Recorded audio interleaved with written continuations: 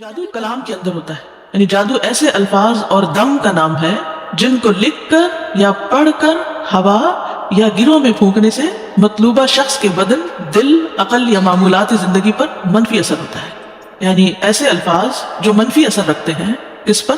جس پر وہ کیا جا رہا ہوتا ہے۔ بعض اوقات لکھ کر کیا جاتا ہے، بعض اوقات گروہ پہ پھونکا جاتا ہے، بعض اوقات کسی آبجیکٹ پہ پھونکا جاتا ہے، جیسے کسی تالے پہ پھونک کے کسی کو بند کرنے کے لیے، یا اسی طرح کے کچھ سمبلز استعمال کیے جاتے ہیں۔ بعض اوقات قبرستانوں کی ہڈیوں پر کیا جاتا ہے۔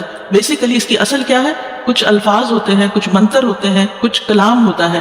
اب یہ جو کلام ہے یہ انسان پہ اثر کیسے کر جاتا ہے؟ یہ بالکل ایسے ہی کہ جیسے کوئی اچھی بات آپ پہ اثر کرتی ہے، آپ کو ہنسا دیتی ہے، آپ کو خوش کر دیتی ہے، آپ کی سوچ بدل دیتی ہے، اسی طرح جو بری بات ہوتی ہے، کوئی گالی ہو، کوئی بدمزگی کی بات ہو، کوئی تان و تشنیع ہو، کسی کا مذاق اڑایا جا رہا ہو، تو وہ بھی انسان پر اثر انداز ہو رہا ہوتا ہے۔ پوئٹری بھی انسان پہ اثر انداز ہوتی ہے۔ اللہ کا کلام بھی قرآن مجید میں خود بتایا گیا کہ اس سے انسان کے رونگٹے کھڑے ہو جاتے ہیں، کھالیں نرم پڑ جاتی ہیں۔ تو یہ بات اپنے ذہن میں جما لیجئے، یہ بات آپ کے ذہن میں راسخ ہو جانی چاہیے کہ جادو جیسے کلام کا اثر اور مقابلہ قرآن ہی کر سکتا ہے، پاکیزہ کلمات ہی کر سکتے ہیں، کیونکہ جاء الحق وزهق الباطل ان الباطل کان زہوقا۔ اس لیے اگر کسی کو کوئی ایسی تکلیف ہو جائے تو وہ غلط طریقوں سے علاج نہ کروائے، وہ عاملوں کے پاس جا کر ان نون قسم کی جھاڑ پھونک اور منتر وغیرہ سے کام نہ لے، کیونکہ اس میں شرک کا اندیشہ ہوتا ہے، ایمان جانے کا اندیشہ ہوتا ہے۔ یہ ایک بنیادی نقطہ ہے جو سمجھنے کا ہے۔